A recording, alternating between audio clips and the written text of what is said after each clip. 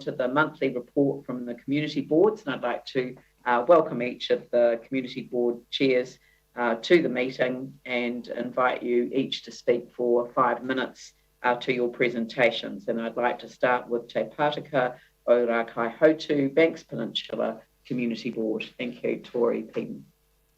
Good morning and morena everybody. Thank you for having me here this morning. I do understand it's a lot of fun trying to run these things via Zoom.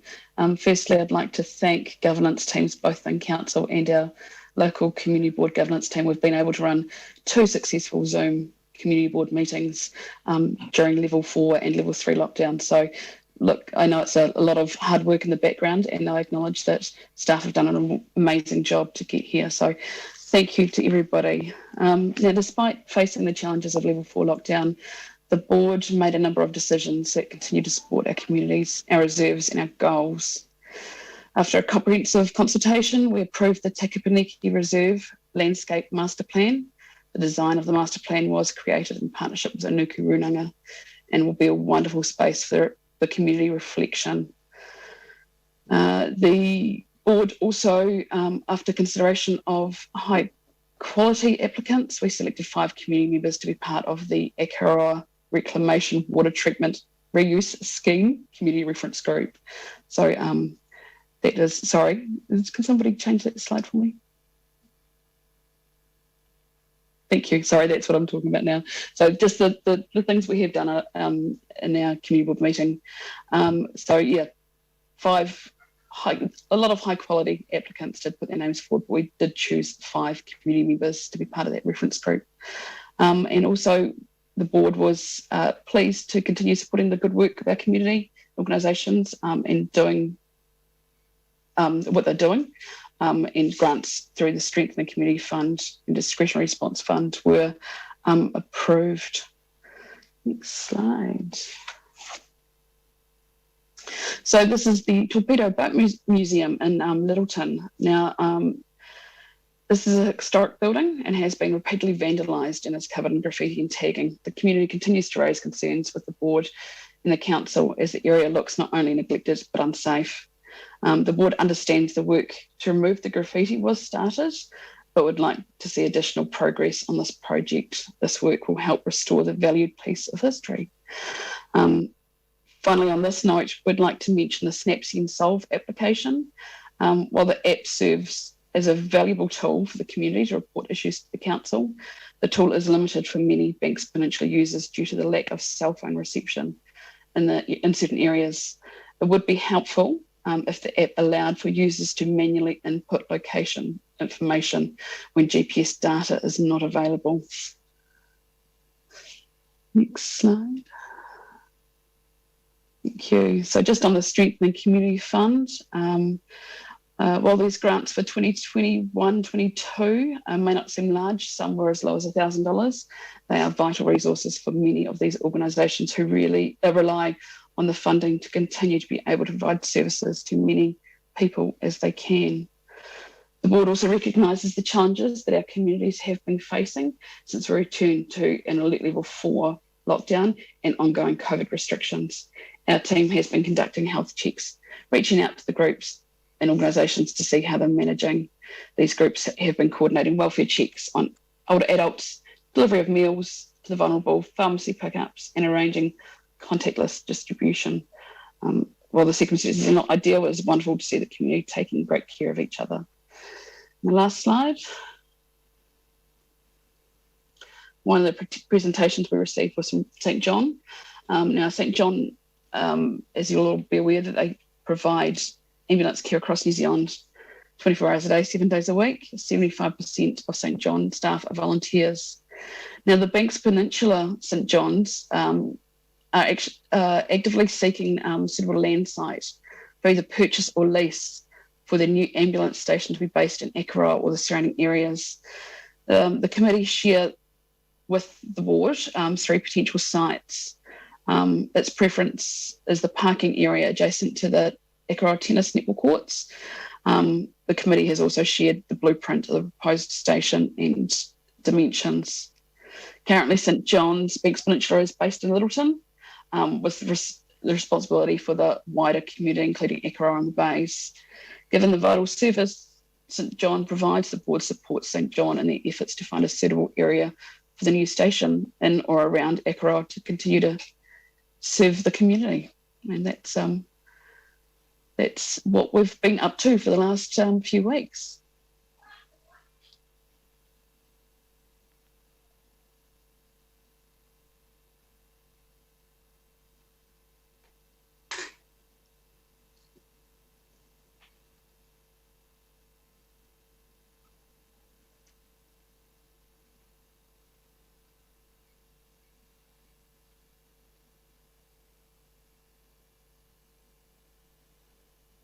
My apologies. I muted myself and then wondered why Sarah had put her hand up and she wasn't answering me. It was because she couldn't hear me.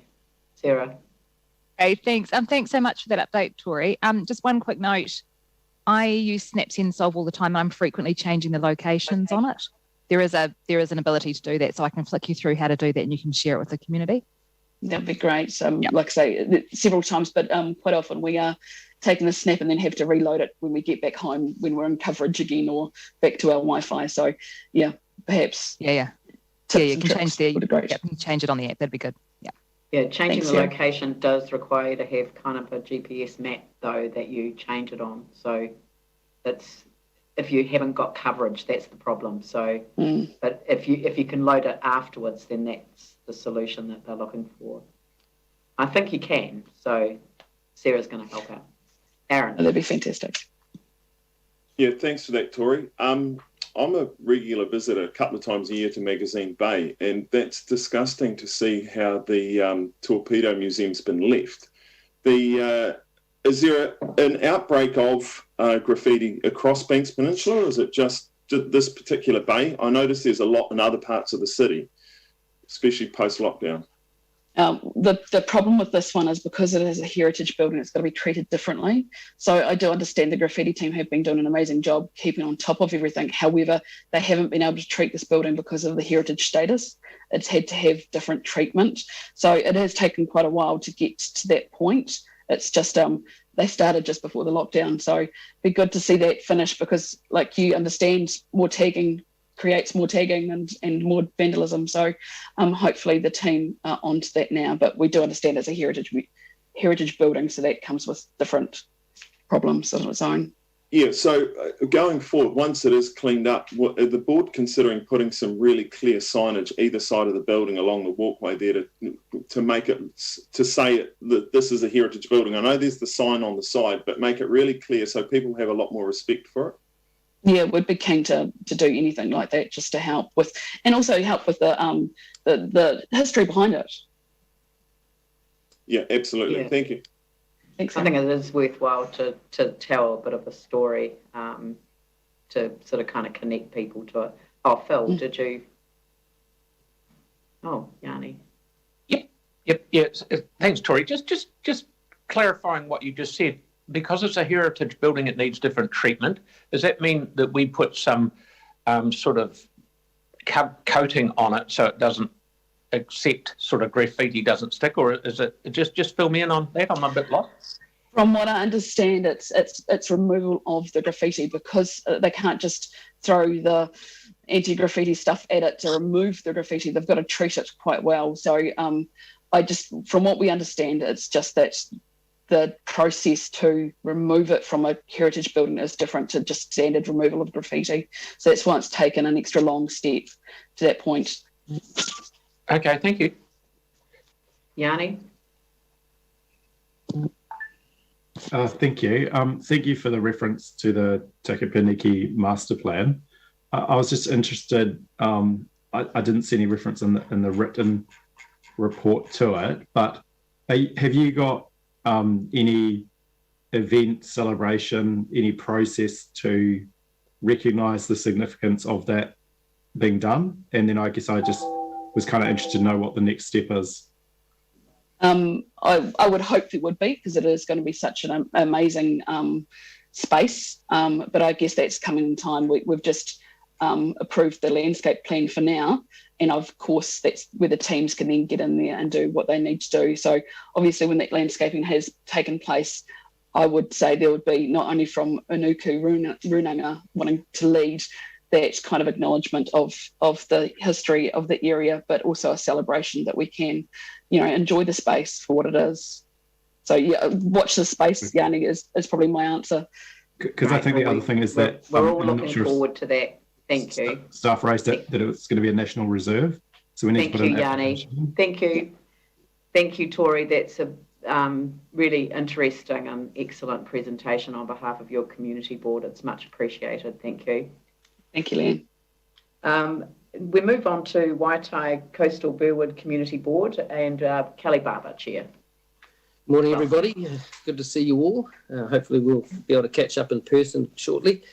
So during lockdown, we just had one community board meeting on Zoom, and governance staff have been connecting with a lot of the groups in the community. Community is, I guess, as well as could be expected. We're lucky to be in such a fantastic part of town, so there's plenty of opportunities to get out and go to the beach or the forest, or and I personally seen a lot of people out walking and biking, getting a bit of exercise, which is good. And the surfers even stayed at home this time during lockdown, which was pretty good. Just in terms of what we've been up to, moving on to the South Brighton Bridge Reserve Bund. I challenge you to say that and not sound like you've been drinking.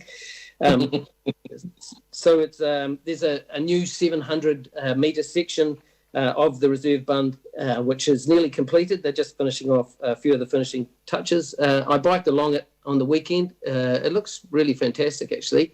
It's a couple of metres wide. There's plenty of room for people to pass each other. Nice plantings. It's set back from the estuary edge, from Bridge Street heading south. So looking really good.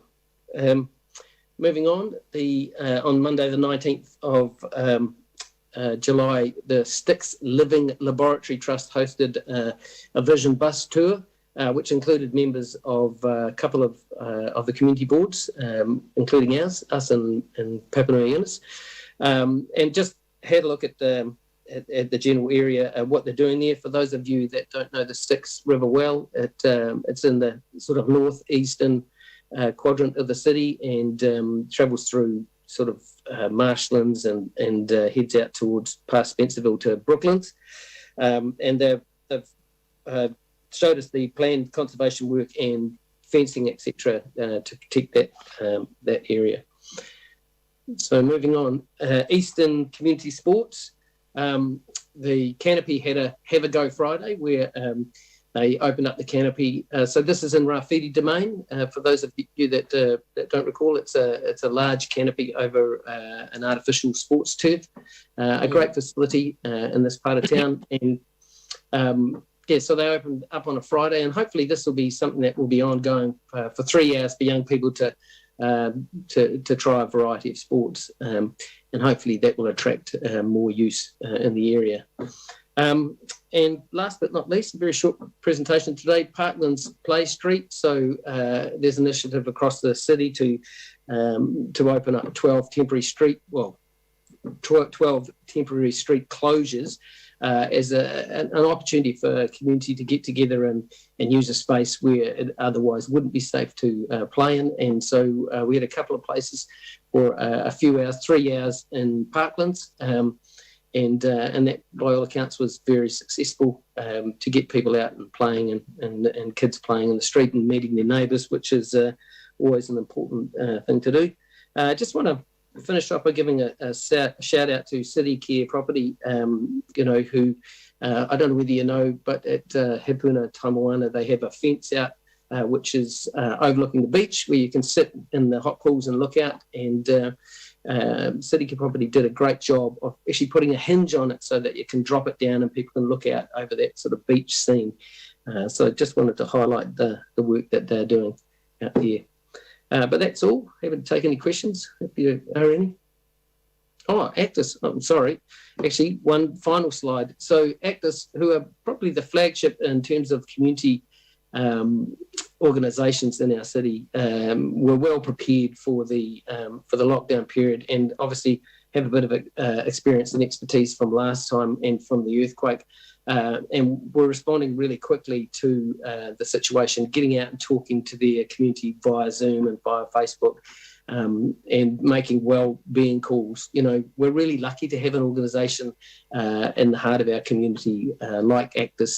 They're very professionally run, very well-organised organisation, and you know, staffed primarily by locals who know the community well, you know, and can help out people and see problems before they arise. So, I just want to highlight their work as well. This time, I'm finished. Excellent. Thank you very much. And I've remembered to unmute myself, so thanks a lot. Does anyone have any questions for Kelly? That's Mount Aspiring, if you're wondering. Thank you. That's I think you'll recognise what's behind me. It's a lovely, it's a beautiful picture of our city from the other side of Sumner. So look, okay, well, we'll move on to the next one. Thank you very much. We'll move on to Waimaido, Fendleton Waimairi, Harewood Community Board, Bridget Williams. Welcome. Kia ora, everyone. I'm not too sure if I know we've got a presentation. Just checking if it's up yet for some slides. It'll be on its way. Here it comes. Fantastic. All right, I'll try and keep this as high engaging as possible because I know Zoom fatigue is a real thing, but we'll also keep this short and snappy too. So we've had four main themes for the decisions made under delegations for the board. So one was the allocation of the Strengthening Communities Fund. We had 53 local community organisations that we support, which is great. The allocation of discretionary response funding to a number of board projects, including key events, which we all love, Celebrate Bishopdale and Culture Galore. And there was also the approving of the discretionary response fund application to the Burnside Rugby Football Club for a security system. And the other was the establishment of the 2021-2022 Youth Development Fund. Moving on to the next slide, if possible. Great. So as has been a theme for the other community boards, it's been checking in to see what is the feedback coming back, especially from our community groups through the lockdown. So groups who provide social support services have remained in contact with their members through phone calls and social media, and ensuring they have the support that they need to access food and medications. The general feeling, though, has been that people are coping better this time round, as there's a sense of been there before, so they know what to expect. But there were some reports that the novelty had worn off for our young people, and they were struggling without the social interaction with their friends. So we are very grateful for our local youth workers who have been staying in touch with some of the most vulnerable young people who may not be in great home environments. So we're so grateful to them, and that seems to be a recurring theme around especially with our youth just struggling with this time round. I'm not sure if that's been the case with other boards. And then feedback from community groups through lockdown. So when it comes to sports clubs, the timing of lockdown wasn't too bad as it was coming to the end of the winter season. However, with the summer sports, there was concern about the impacts of level 2 and the logistics of that for their up and coming season. Clubs concerned about reduced activities has also been a theme, as this results in reduced income depending on level changes, and some groups may also need additional support to cover some of the basic expenses. And then lastly, when it comes to events, planning is still underway for a number of them between now and Christmas, including our wonderful Celebrate Bishopdale. But as we're all aware, it's really a case of just wait and see. And that's our update from the board, and happy to take any questions. Thanks very much, Bridget. Does anyone have any questions for Bridget? Hey. Jimmy Chen. One question, Bridget, you mentioned earlier, you have celebration of Bishopdale and the cultural gala. Regarding the cultural gala, is this past year or is the next year cultural gala? It would be for the coming year, I believe. Coming year. Okay, yeah. Thank you. That's all right. Yeah, it's a jointly funded event, I think is the point. And I'm sure the other community board will be recommitting to that too, such a popular event. But thank you very much for making all of those connections to, especially to give that feedback on the sporting clubs and the impact on them, because they are such a key to, you know, that all-important social capital. So thank you very much for taking the initiative. It's brilliant. Yeah, no, massive thanks to our governance team on that as well for keeping their finger on the pulse with all those community groups. It's wonderful. Brilliant. Well, look, thank you very much, Bridget. And we'll move on to Waipuna, Hallsville, Hornby, Riccarton Community Board, Mike Mora.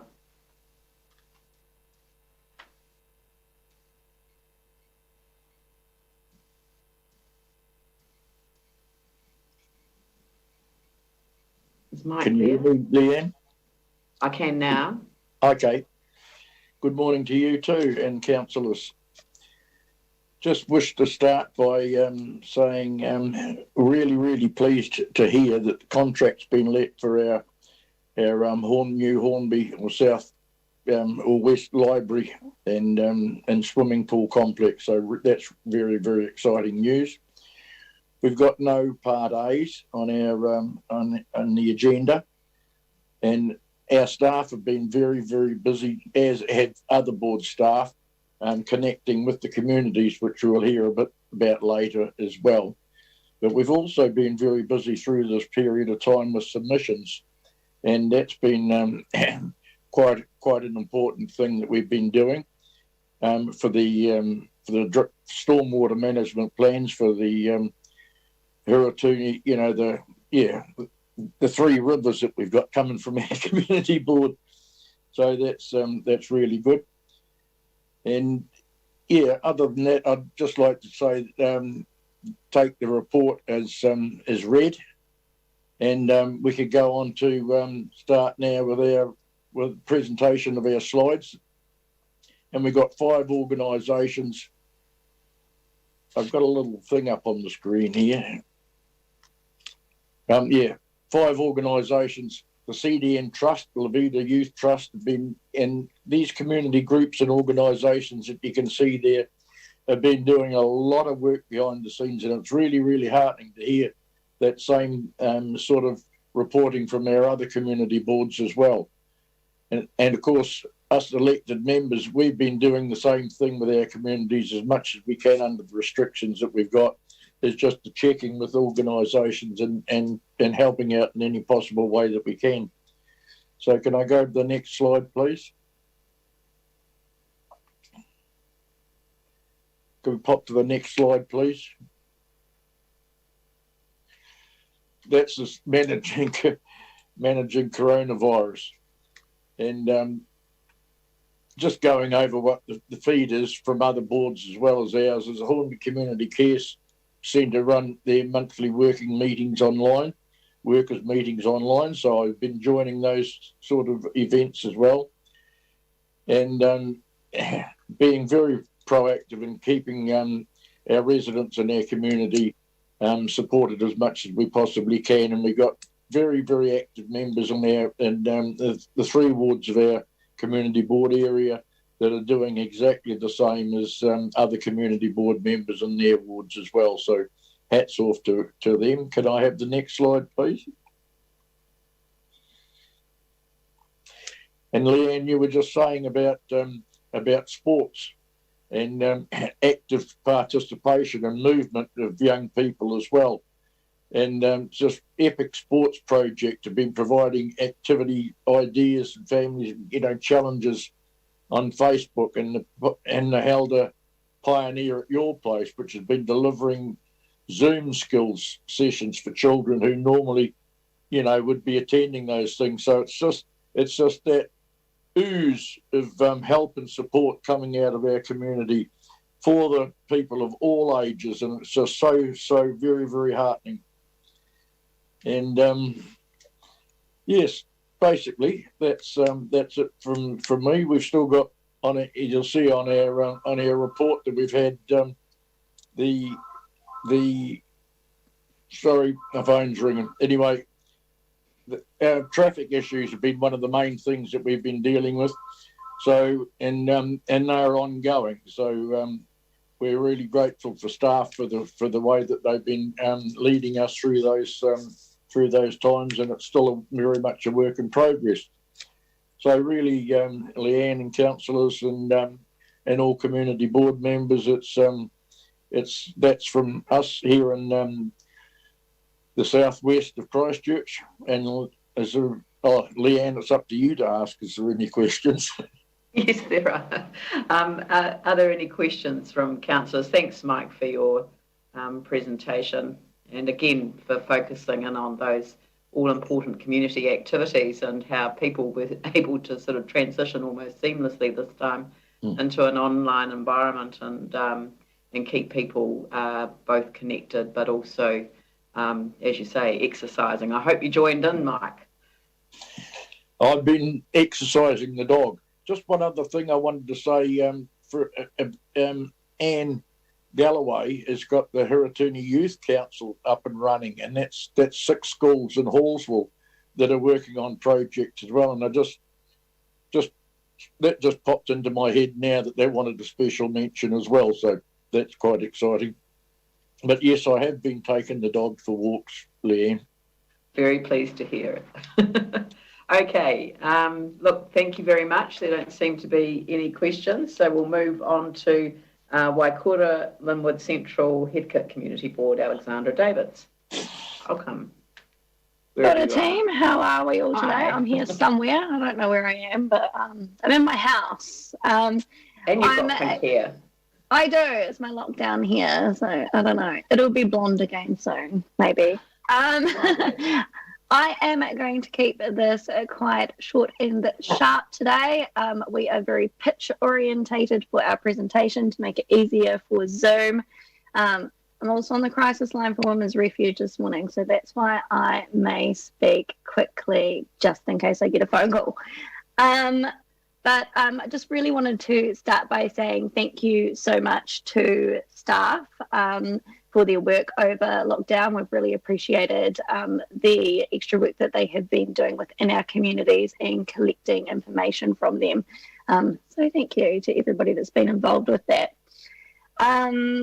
We have the Te Papakura Red Cliffs Park, and it's very unfortunate. We have had a family that has had a small child pass away, but they really wanted to do something memorable for their child. Their child passed away from meningitis, so I think it's just something that we can keep forefront of our minds. This is a terrible thing for anybody to have to go through, but they have donated a swing set to the park in memoriam of their child, and we feel very fortunate that future families will be able to use that.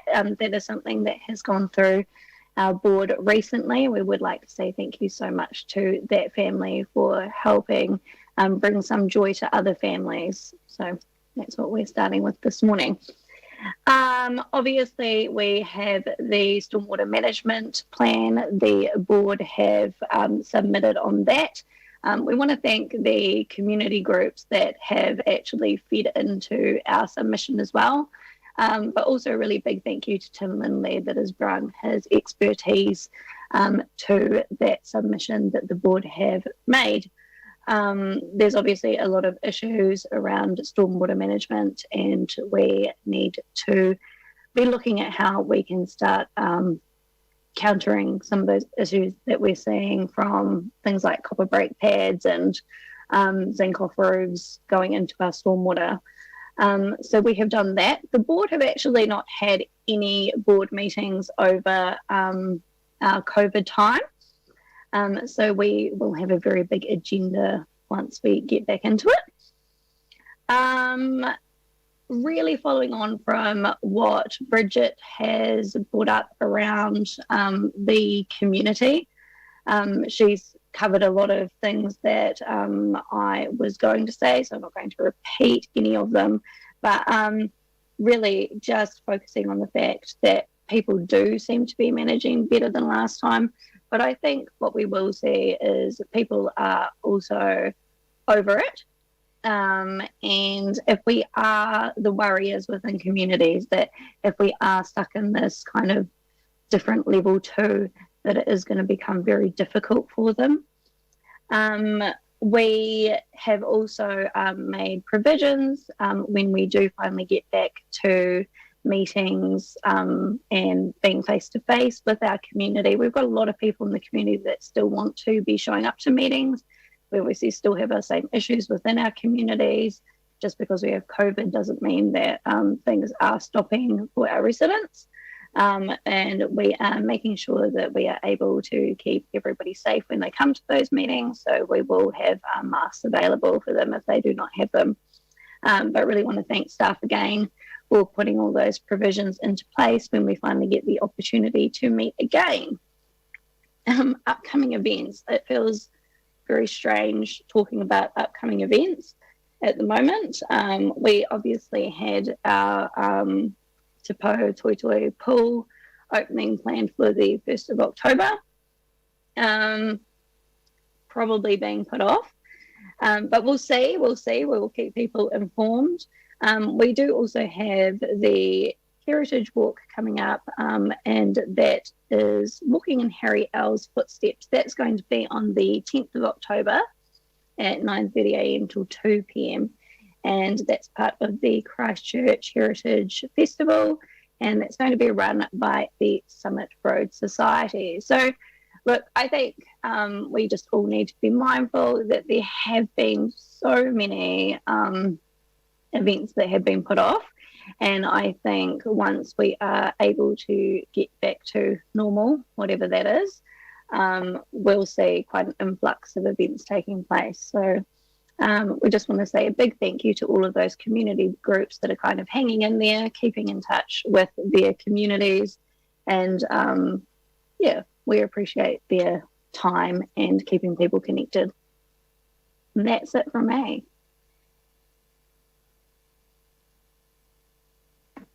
Lovely, thank you very much. Listen, I've got a question for you because, of course, you may have noticed the Christchurch Press having taken up the issue of a national park city and a number of the things that resonate with the development of that. And it's a citywide thing. It's not a council thing, and it's not a regional council thing. Although both Jenny Huey and I've backed the campaign. It really needs to show support across the city. And I just thought that immediately that it was such a connect with Greening the East. And I sort of kind of felt that your community board had taken such a leadership role on that. I wondered if you'd wanted to comment on it. Would love to comment on it. I think, well, as everybody knows, because it's something our board have been pushing, the greening of the East. We are a bit of a concrete jungle in places within the city. And I think that whole concept is something that could be really exciting for Christchurch. And it's something I do agree, like we should be looking at getting in behind that. I think it's just an exciting venture that needs to be looked at more. But yeah, we've already started doing work ourselves with council. So I just think it's something that we could expand on as a city, but something that we will be talking about at our next board meeting. That'd be great. Thank you. Any other questions? No? Look, thank you very much, Alexandra. Much appreciated. Thank you. Ka kite. And yeah, ka kite anō. Waipapa Papanui and its community board, Emma Norris. Kia ora koutou. Thank you for the opportunity to present to you today.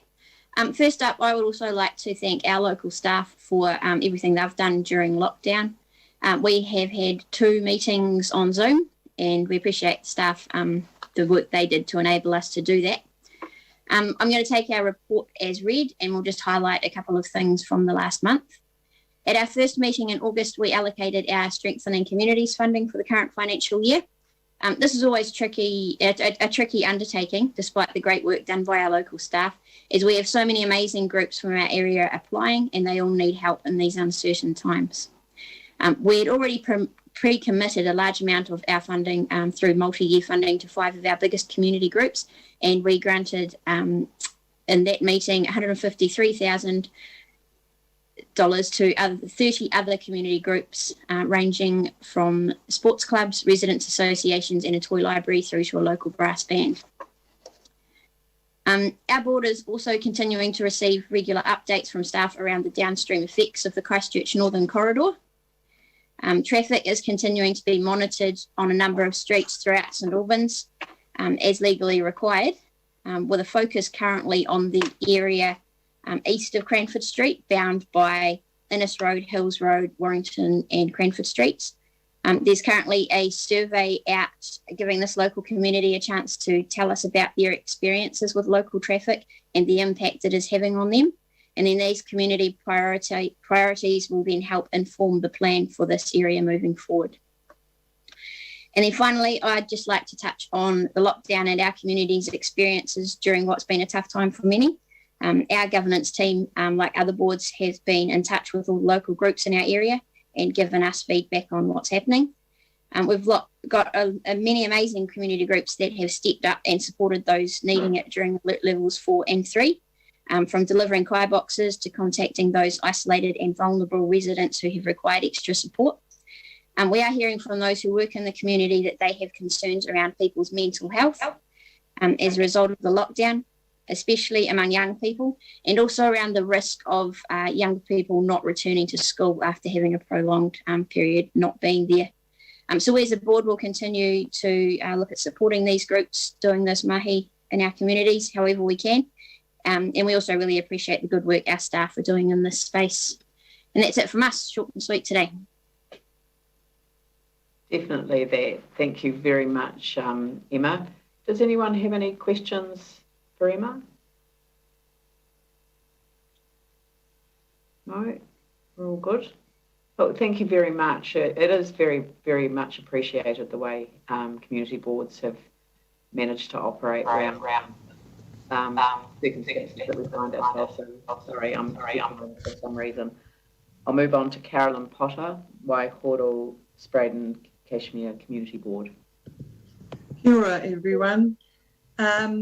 I'll take it as read as well and just go to what the staff discussed with us and what we've observed recently on the lockdown. So I'll flip over to the next page from this page. The staff began welfare checks in August, and so I checked in with staff again this morning just to see if there was anything anecdotal that they'd like to say. I think the machine is running really well in terms of, and there'll always be gaps, but in terms of getting food to people, talking about their electricity costs, one staff member said the MSD has really come to the party in terms of topping up food banks and talking reasonably to people about their needs and when they're feeling desperate. And we do feel as though some of the people in the worst circumstances in our community have survived. But nonetheless, the effort of having children at home, particularly from those schools that feed them at lunchtime, has been onerous for some people. And I did notice this morning when I walked around, I did a walk around the block this morning, and I did notice that the kids looked remarkably cheerful about returning to school, as did my 5-year-old grandson, whose first day at school was today. There were some issues about electricity because we were cold and damp in the middle of some areas in August, and but again the MSD has come to the party to some extent, and we are and the food banks are running well. The one thing I'd like to talk about, I think there was a certain stress level this time around. I think the demands on parents who are still working from home, I think the expectations on parents to work from home was greater from organisations. They felt as though they'd done the experiment last time around, and this time around that they should be pretty good at doing the 8-hour day, and the demands on parents to do the 8-hour day plus looking after and teaching children were pretty stressful. I got a feeling that I get a feeling amongst the communities that they're well over it. I'd like to mention one or two people. people with disability, particularly physical disability and intellectual disability, found it hard to get money out. And I do know that neighbours and friends have had to loan money to some next door neighbours who could not get to banks in the very few hours that they were open. These are people who can't use ATM machines or find it difficult to get to banks. And they found it very difficult to get money. I also found people talking to me about the footpaths, the state of the footpaths in terms of walking on them. And a heck of a lot of people around us are using the bike lanes, which are flat, unlike footpaths everywhere, which slope in various directions, never mind cracks from the earthquake. But cycleways are flat, and that's wonderful to walk on. And I do it myself.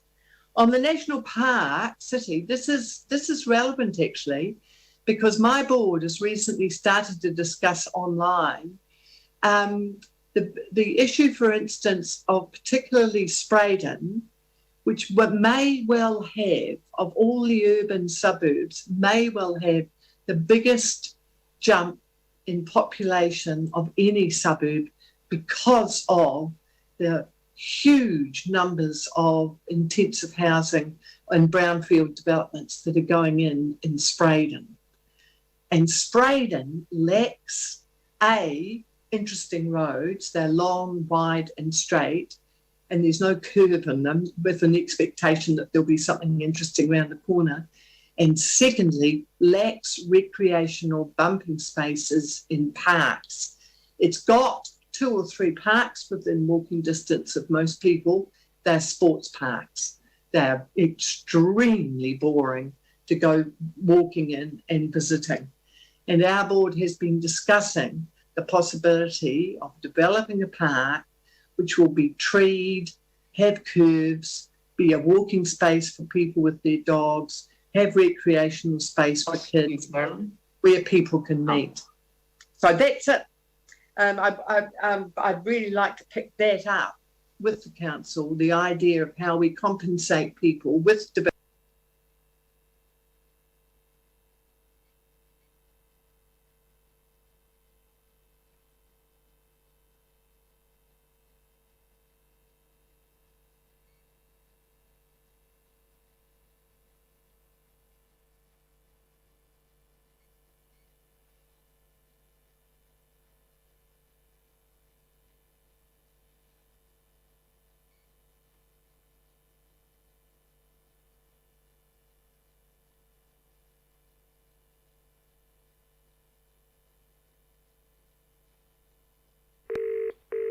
Please enter the meeting passcode, followed by the pound sign.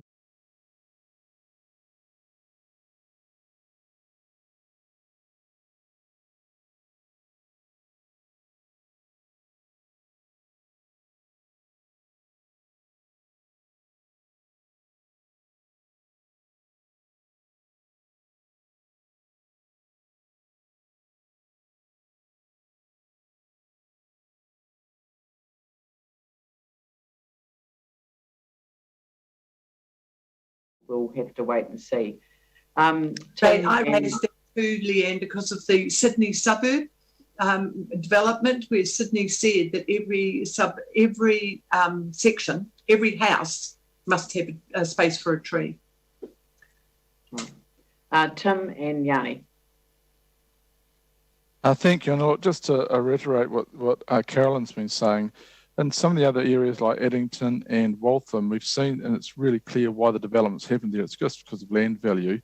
But in Addington, you've got Church Square, etc. In Summerfield and Sprayden, there's actually really nothing there. And that's where we've really got to kind of push government's policy with regards to intensification. There must be some kind of green involved in it, because we're going to end up with streets with absolutely nothing. And Carolyn's right, with some of those streets in Summerfield are huge and they're straight and they're barren. And then when you add all this intensification, it's just going to get worse and worse. So we've got to try and turn around. Sydney has realised its mistakes and has changed it. And a lot of other cities around the world have Montreal, Canada's really, really hot on it as well. And we've got nothing. And so I think we've really got to get the horse before the cart again. So just reiterating what Carolyn's been trying to push. Thank you, Tim. Thank you. I think over-intensification is the word that I've been using rather than intensification. I know that we have to increase densities Yes, if we are to meet a number of other obligations and prepare ourselves for the future. But over-intensification is the phrase that I've latched onto. Yanni. Thank you, Carolyn. Thank you for your board's presentation, and also I know your board made a really clear and comprehensive submission on the tree policy, the council tree policy. I was just wondering, given that you've raised the issue around trees again, whether your board's been briefed on the urban forest and bush strategy that council's working on, and whether you think we need to get greater visibility with community boards over the development of that, and also get better information about the tree canopy coverage in local areas like Brighton and Addington that you've mentioned. I have very strong views on the urban bush and urban forest strategy. I'm not sure that I entirely agree with the way it is being developed, but I don't know that it's the place to go for it now. I'm very much in favour, though, of an ongoing discussion. But I also want green space to be available for people who live in intensive housing, which I agree with entirely with you, Leanne. I'm totally in favour of. But if we must, as part of the developer's contribution, provide for green space for the people who live in areas that are intensively housed. Okay, but are you aware of the work we're doing around the development contributions policy and the projects that, in terms of the annual plan? Probably not. Okay. But thank you very much, Carolyn.